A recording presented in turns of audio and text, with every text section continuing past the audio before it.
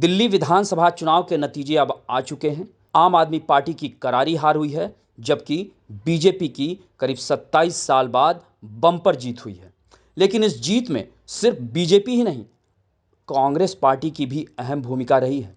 करीब 10 ऐसी सीटें हैं जहां कांग्रेस ने आम आदमी पार्टी का खेल बिगाड़ा है, नहीं तो दिल्ली विधानसभा की तस्वीर कुछ अलग होती। यानी आम आदमी पार्टी ने जो 22 सीटें जीती हैं, अगर उसमें ये 10 सीटें शामिल हो जाती तो सोचिए दिल्ली विधानसभा की तस्वीर कैसी होती। तो आइए हम उन 10 सीटों पर नज़र डालते हैं जिसमें कांग्रेस पार्टी ने आम आदमी पार्टी को नुकसान पहुंचाया है, और वो भी बहुत कम मार्जिन से। हालांकि कुछ सीटें ऐसी हैं जहां मार्जिन ज़्यादा है, लेकिन कुछ सीटें ऐसी रही हैं जो महत्वपूर्ण सीट भी रही हैं, वहां आम आदमी पार्टी को कांग्रेस पार्टी ने सीधे सीधे नुकसान पहुंचाया। उसमें केजरीवाल और मनीष सिसोदिया की भी सीट शामिल है। तो सबसे पहले हम बात करते हैं संगम बिहार सीट की। यहां भारतीय जनता पार्टी की जीत हुई है और उसकी जीत का मार्जिन सिर्फ 344 वोट है, और कांग्रेस पार्टी की ओर से हर्ष चौधरी ने 15,863 वोट पाए। यानी आप समझ सकते हैं कि किस तरीके से वहां आम आदमी पार्टी को नुकसान हुआ। उसी तरह एक और सीट राजेंद्र नगर की सीट है। यहां भारतीय जनता पार्टी 1,231 वोटों से जीती है, और यहां कांग्रेस पार्टी ने 4,015 वोट काटे हैं। इसी तरह एक और सीट है त्रिलोकपुरी। वहां बीजेपी 392 वोट से सिर्फ जीती है, और कांग्रेस पार्टी के उम्मीदवार ने वहां 6,147 वोट पाए हैं, जिसके कारण आम आदमी पार्टी की हार हुई है।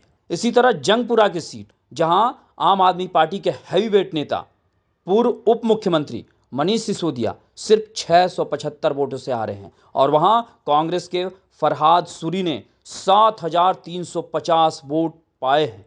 यानी उनकी हार में सीधे सीधे कांग्रेस का हाथ है।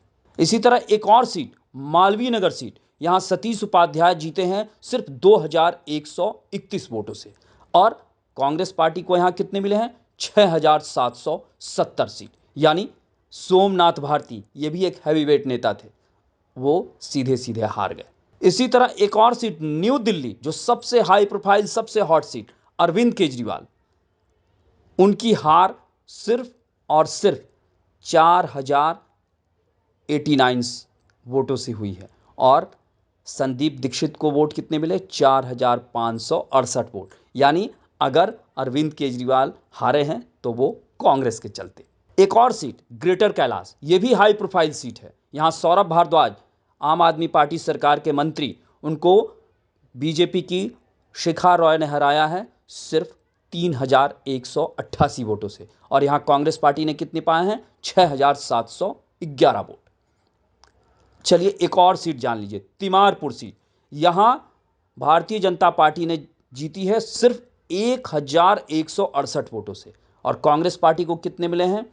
8,361 वोट। यानी आम आदमी पार्टी की हार में कांग्रेस की भूमिका बहुत बड़ी है। अब आते हैं बादली सीट पे। यहां बड़े मार्जिन से बीजेपी की जीत हुई है, लेकिन यहां कांग्रेस पार्टी के प्रदेश अध्यक्ष, हैवीवेट नेता देवेंद्र यादव ने 41,071 वोट पाए, और आम आदमी पार्टी के अजेश यादव को बहुत बड़ा नुकसान हुआ। वो 15,163 वोटों से हार गए। एक और सीट नांगलोई जाट, यहां भी मार्जिन ज़्यादा है।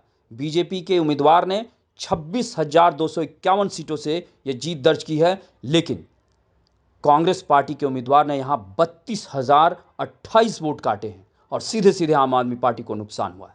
यानी इस तरह से अगर देखा जाए तो आम आदमी पार्टी कांग्रेस पार्टी के साथ गठबंधन नहीं करके इस बार बहुत बुरी तरीके से पिछड़ी है, और आप अंदाज़ा लगाइए कि राहुल गांधी अगर इस चुनाव में जल्दी उतरते तो आज आम आदमी पार्टी और भी बुरी तरीके से हारी होती। लेकिन इससे एक बात तो साफ हो गई है कि कांग्रेस पार्टी हार कर भी जीतने की स्थिति में है, क्योंकि दिल्ली में जिस तरीके से केजरीवाल ने कांग्रेस को दरकिनार किया, उसकी शर्तों पर बिल्कुल मानी नहीं, तो राहुल गांधी ने एक अलग रास्ता दिखाया। हालांकि वो देर से मैदान में उतरे, लेकिन अब बीजेपी की इस जीत के बाद और आम आदमी पार्टी की इस हार के बाद कांग्रेस पूरे देश में अपने प्रेशर पॉलिटिक्स कर पाएगी। अभी बिहार में चुनाव होने हैं और इस नतीजे ने कांग्रेस पार्टी को कहीं ना कहीं हार कर भी मजबूती दी है, क्योंकि अब वो दबाव बना सकती है। क्योंकि जिस तरीके के नतीजे आए हैं उससे ये तो साफ हो गया है कि प्रदेश हो या देश, कांग्रेस पार्टी का साथ इन प्रादेशिक पार्टियों के लिए भी ज़रूरी है अगर बीजेपी को रोकना है। यानी अब कांग्रेस पार्टी जिस तरीके से हरियाणा, महाराष्ट्र में चुनाव हारी, जम्मू कश्मीर में उसकी स्थिति बहुत बेकार रही, तो ऐसे में तो राहुल गांधी को अब इस जीत से थोड़ा सा ऑक्सीजन तो ज़रूर मिलेगा। हालांकि दिल्ली में कांग्रेस पार्टी लगातार तीसरी बार शून्य, यानी उन्होंने शून्य का हैट्रिक लगाया है, लेकिन इस हार के बाद भी प्रदेश स्तर पर अब प्रादेशिक पार्टियों के सामने ये मजबूरी होगी कि वो कांग्रेस का साथ उन्हें लेना पड़ेगा। नहीं तो आने वाले समय में जिस तरीके से बीजेपी बम्पर जीत दर्ज कर रही है, उससे प्रादेशिक पार्टियों की अस्तित्व पर खतरा हो जाएगा। आपको हमारी ये रिपोर्ट कैसी लगी उसे कमेंट बॉक्स में ज़रूर बताएं और अन्य खबरों से अपडेट रहने के लिए बने रहें हमारे साथ, क्योंकि हम हैं बुलंद भारत टीवी, ताकत आपकी।